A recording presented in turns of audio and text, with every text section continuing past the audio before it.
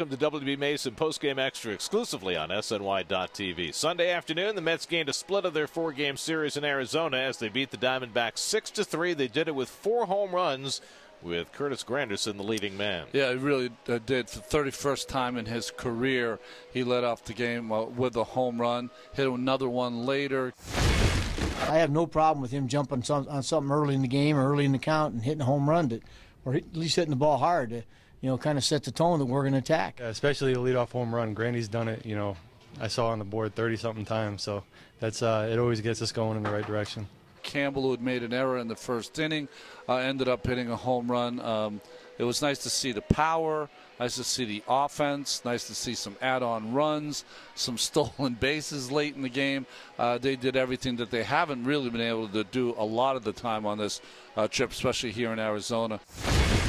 With David being out, this was really a great opportunity for Eric to show everybody belongs here, and he had such a tough time and then made the error, and I thought it was really huge for him to hit the home run.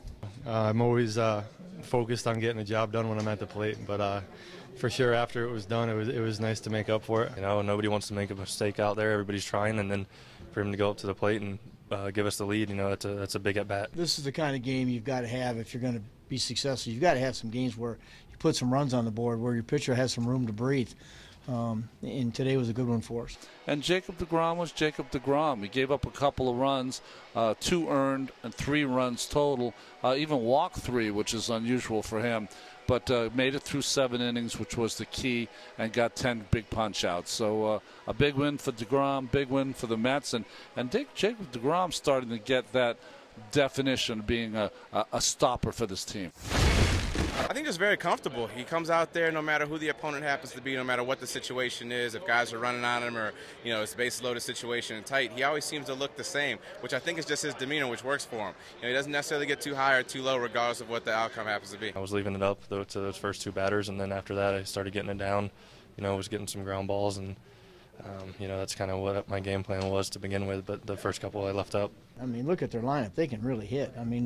So you better make pitches, and that's why I thought Jake was really, really good. I realized going into the in the 7th inning, you could see him starting to tire. He's falling behind in counts, and that's just not him. But we needed an outing out of him, and he gave it to us. And the biggest out he got was probably the last one. He retired A.J. Pollock to end the 7th to avoid facing Paul Goldschmidt, handed it off to the bullpen, and they were solid as well. Yeah, Robles was outstanding. Goldschmidt was the first hitter he had to face, and Jay Reese-Familia just keeps rolling along, 17 saves. So the Mets finish off a 3-4 road trip. Now they head home to play the Giants on Tuesday night. The defending world champions come in for their only time this season. The Mets will have Noah Syndergaard on the mound against fellow rookie Chris Heston. Our coverage begins with Cadillac first pitch Tuesday night at 6 o'clock on SNY. That'll do it for WB Mason Postgame Extra. Be sure to join us after every game for exclusive coverage on SNY.TV.